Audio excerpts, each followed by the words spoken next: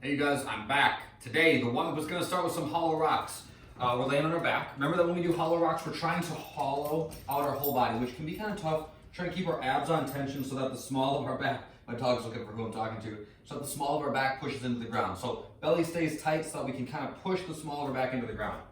I'm gonna lay down, okay? My feet go out in front of me, my legs stay locked, my arms go up overhead, and I'm not rocking very far, okay? My abs are squeezed, and I'm also squeezing my butt. All those things are gonna help you create that hollow shape. If you're struggling, okay, rock forwards and back like so. Keep your knees locked out, keep your knees bent, and then put your arms alongside your hips.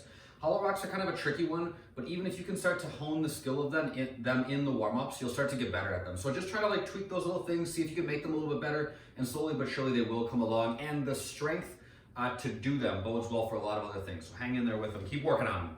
After that, we're just gonna do some basic lunges, but we're gonna lock our arms out overhead. So just kind of a simple warm-up for the shoulders. Try to keep your arms completely locked as you go. Arms up, step out, tap your back knee, and then stand back up and switch sides, okay? After we get done with those, we're doing plank hip taps. So I'm gonna go to a plank on my hands, and I'm gonna do this motion, okay? Touch the opposing hip. I'm gonna go back and forth like so. So I start here, nice and slow, touch, touch, okay? Back and forth. We're trying not to let our body change positions, lean or twist or anything as we pick one hand up.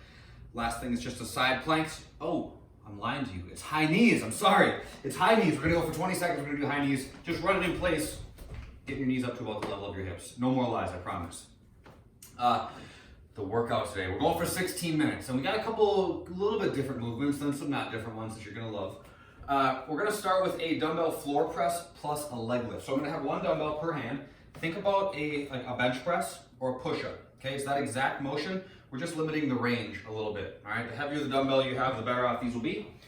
So I'm gonna put one dumbbell in each hand. If this setup is kind of goofy on these, you guys set the dumbbells on your thighs like so, and then as you set up, lay back and use your thighs to kind of push the dumbbell into position. So the angle of my upper arm is about 45 degrees away from my body, okay? My feet are out in front of me, my legs are together. I'm gonna press to overhead, then I do a leg lift. Come back down, bring the dumbbells down, press, and do a leg lift. So my feet on the leg lift are together, and my knees are as locked out as I can keep them, okay? Feet together, knees locked in the leg lift. After that, we're doing something called an offside lunge. So I'm gonna have a dumbbell in each hand.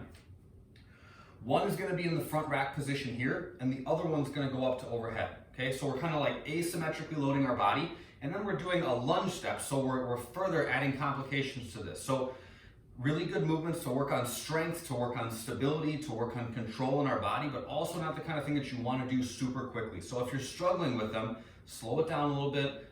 Maybe you omit one of the weights or something like that. I'll talk about a few different options here. So as it's written, we're gonna put one dumbbell in the front rack, and then the other one's gonna go up to overhead. So I'm gonna squeeze my belly, step out, tap my back knee, and then I switch sides. Step out, tap my back knee, and stand back up. After my 5th rep, I switch. So when I get to the halfway point, I switch sides and keep going, okay? A few ways you can scale this. You could start by just putting one dumbbell in the front rack and doing your lunges here. If you want a little bit more complexity, you could put that same dumbbell up overhead. Do half your lunges here, then half on the other side. Those are some options for kind of decreasing they're just kind of tricky, right? They're just kind of like an odd movement. It takes a little getting used to. But those are some ways to scale them back nice and slow. You're not gonna even go fast on those. I just did, 2 of them, and I'm winded. So feel free to go nice and slow. You don't gotta rush. After that, you know it, you love it, burpees. We're gonna go chest to the ground, come back up, jump and clap overhead. Bam, easy. That's the equipment version. There's 30 seconds of rest between each round. So we go for 16 minutes. If your round takes you 1:45 to get done, you get 30 seconds and you start at the 2:15 mark, okay? So you guys are gonna monitor your rest individually on this one. The body weight. We're gonna do 12 leg lifts. So laying on my back, we're just gonna omit the floor press. Hands alongside my hips, you can put your hands underneath your butt. I want you guys to look at your toes, okay? Shoulder blades up off the ground. That's gonna help prevent your back from doing this. So I'm looking at my toes, these are locked, toes point. I lift up and then come back down. 12 of those.